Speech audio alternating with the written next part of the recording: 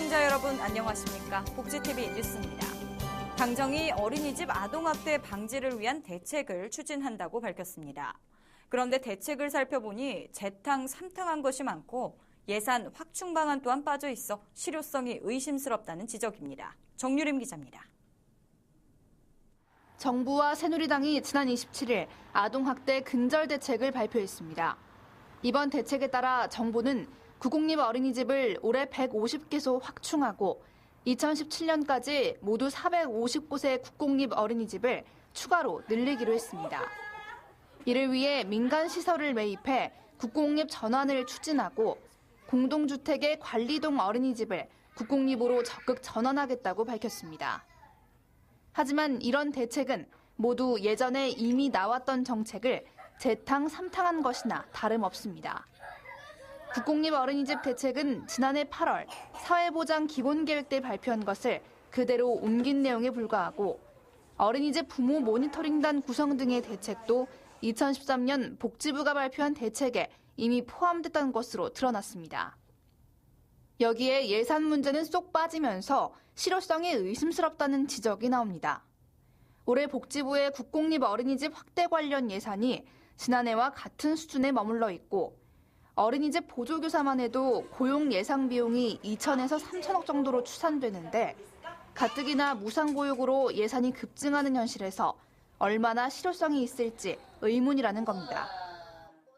아동학대 문제는 국가가 보육에 대한 공공의 책임성을 다하지 않은 데서 비롯된 구조적인 문제입니다. 정부는 보육 현장에 대한 올바른 이해를 바탕으로 충분한 예산 확보 등과 같은 국가 책임 주도를 강화해야 할 것입니다. 아동학대를 뿌리 뽑겠다던 정부의 대책이 또다시 공연불에 그치는 게 아니냐는 우려의 목소리가 나오고 있습니다. 복지TV 뉴스 정유림입니다. 장년층과 노년층의 취업을 위한 중앙정부와 지자체의 노력에도 이 재취업을 위한 일자리 정책 정보에 대한 체감도는 낮은 것으로 나타났습니다. 직무 경험을 이어갈 수 있는 양질의 일자리 정책이 시급합니다. 박정인 기자입니다. 대기업에서 전기 분야 일을 하다 명예퇴직한 이종환 씨는 퇴직 후 경비 일을 시작했습니다. 그는 퇴직 후 재취업을 준비하면서 과거 직무와 연관성 있는 직종에 취직하고 싶었습니다.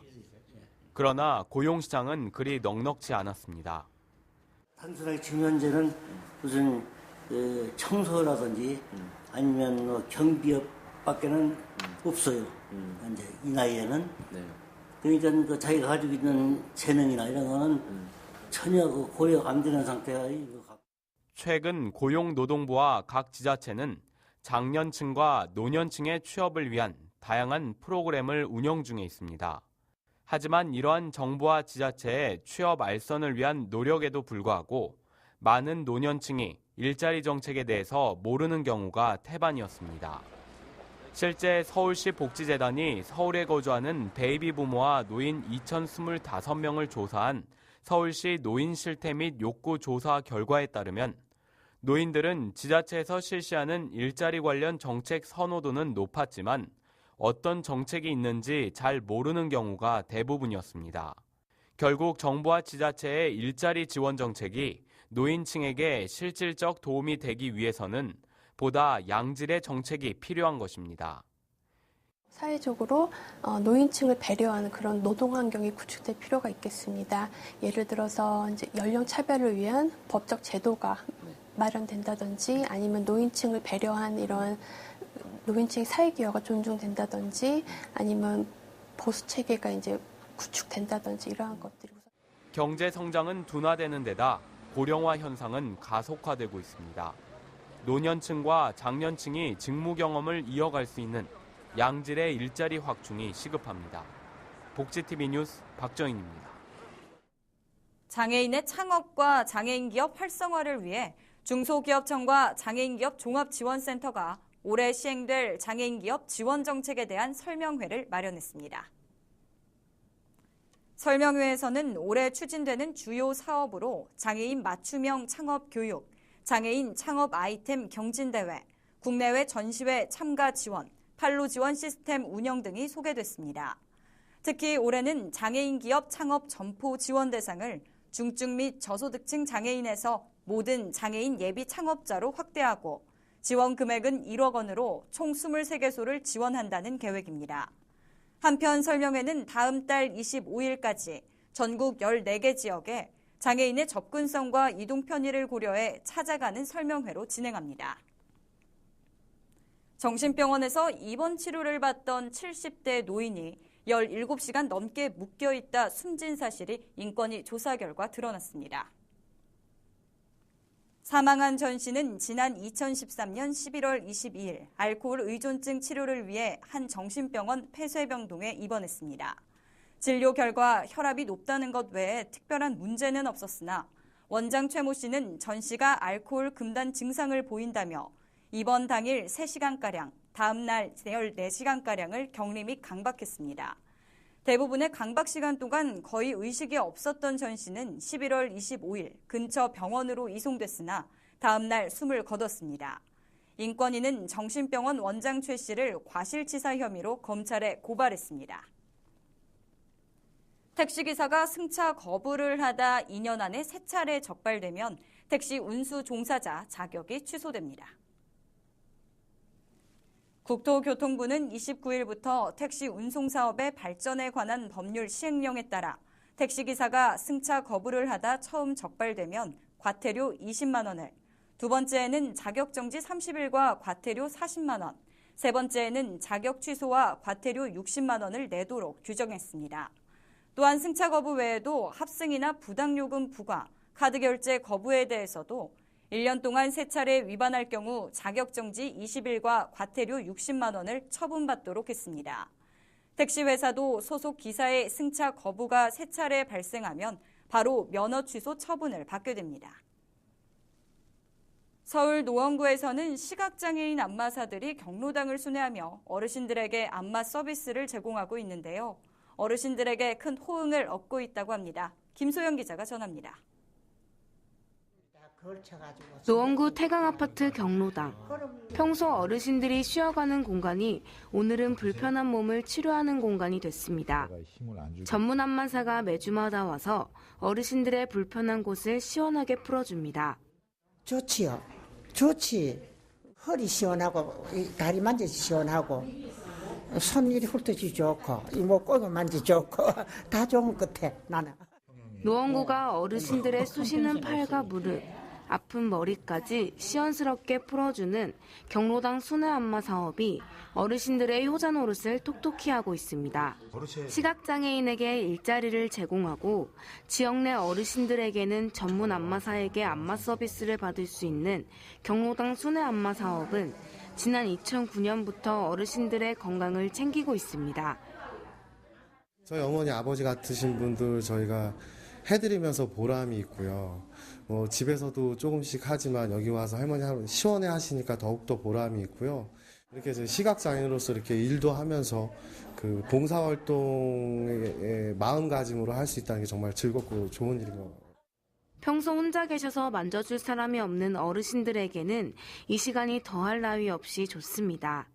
그럼 틀리지. 전문 누가 만질 사람 누가 있어? 아무도 없지. 이런 사람 오니까 이제 혜택 받는 거지.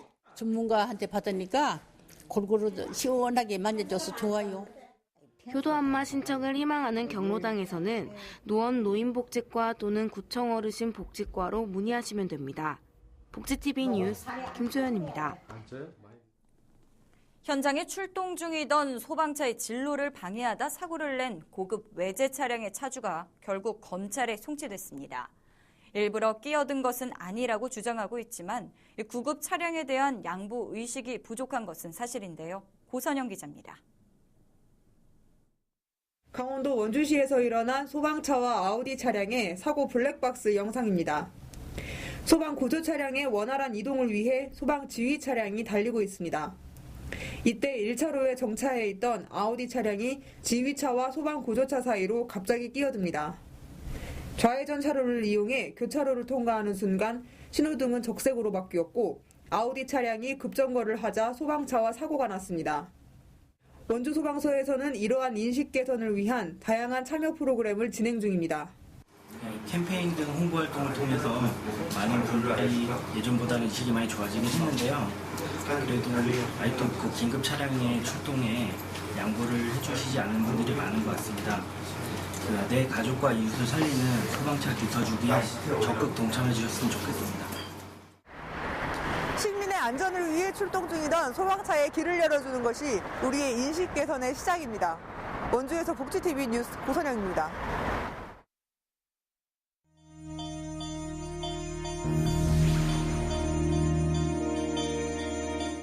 이어서 간추린 뉴스를 전해드립니다.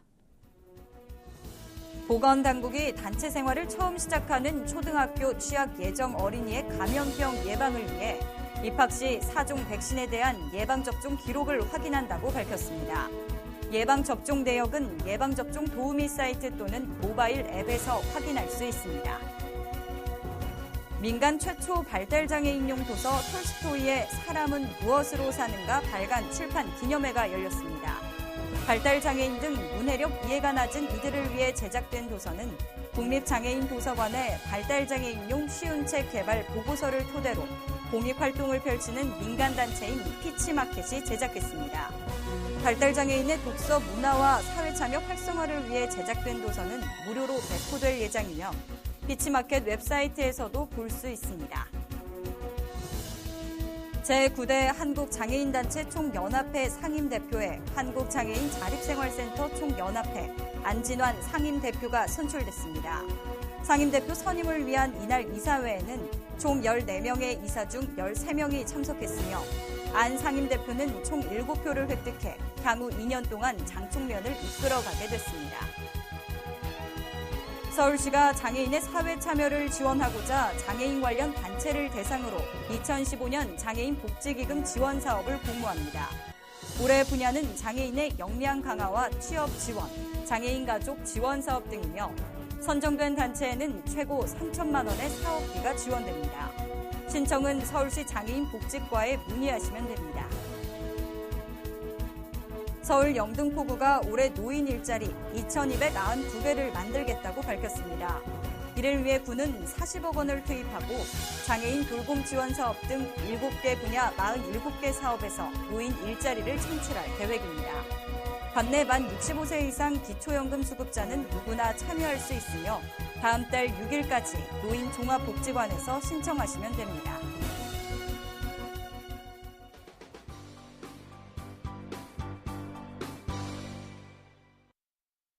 미리 보는 장애인 신문 시간입니다. 먼저 첫 번째 기사는 보건복지부가 대통령 업무보고에서 국민연금 사각지대 해소, 기초생활 맞춤형 급여 시행 등의 업무 계획을 발표했다는 내용입니다. 특히 복지부는 장애인 활동지원 서비스의 신청 자격을 현행 장애 등급 1, 2급에서 3급까지 확대해 오는 6월부터 적용한다는 내용이 실려 있습니다. 이 외에도 기초생활 맞춤형 급여가 오는 7월부터 시행된다는 내용과 부정수급을 원천 차단하는 등 복지재정 관리 강화 내용이 포함되어 있습니다. 두 번째 기사입니다. 정부가 장애인과 경력단절 여성, 60세 이상의 어르신들이 저작권 지킴이가 돼 불법 복제 저작물 유통을 감시한다는 기사입니다. 문체부는 장애인과 경력단절 여성들이 온라인에서 불법 복제 저작물 유통을 감시하는 재택근무 지킴이로 60세 이상 노인은 실제로 불법 복제 저작물 유통 현장을 찾아다니며 감시를 하는 어르신 지킴이로 활동하게 된다고 말했습니다. 마지막 기사입니다. 서울시가 발달장애인을 돌보고 있는 서울시민이라면 누구나 긴급 사유 발생 시 이용할 수 있는 장애인 긴급 돌봄센터를 서울 성북구에 추가로 설치했다는 내용입니다. 센터는 긴급 돌봄 서비스가 필요한 장애인을 1일에서 3일까지 24시간 보호하게 되며 7종 장애 어린이 등의 일시 보호도 담당할 예정입니다. 단 특별한 사유가 있을 때에는 보호 기간을 이틀 연장해 최대 5일까지 이용할 수 있습니다. 지금까지 미리 보는 장애인 신문이었습니다. 이야기가 있는 시간 오늘의 영상 함께 보시죠.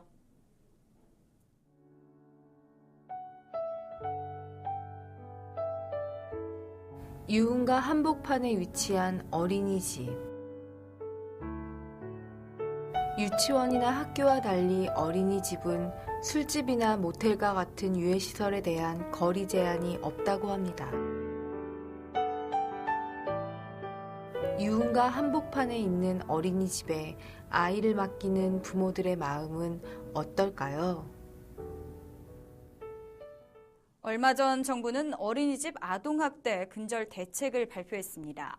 보육 교사들의 교육 강화와 CCTV 설치를 의무화하는 등 여러 대책을 발표했는데요.